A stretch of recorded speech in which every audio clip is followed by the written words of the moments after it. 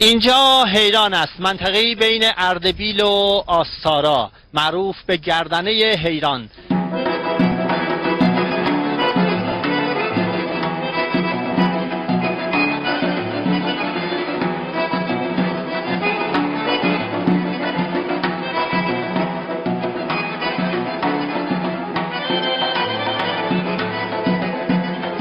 شاید حیران را بدین خاطر حیران گفتند که آدمی از دیدن این همه زیبایی طبیعت واقعا حیران می شود.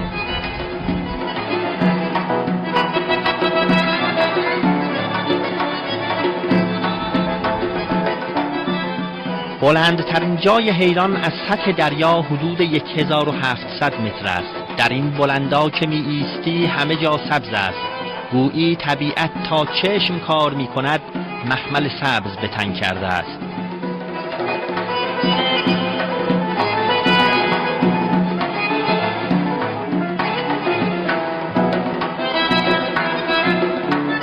جاده پرپیچ و خم اردبیل به آستارا در میان این مخمل سبز انگار که بیگانه است و شاید اگر او نبود حیران ناشناخته بود.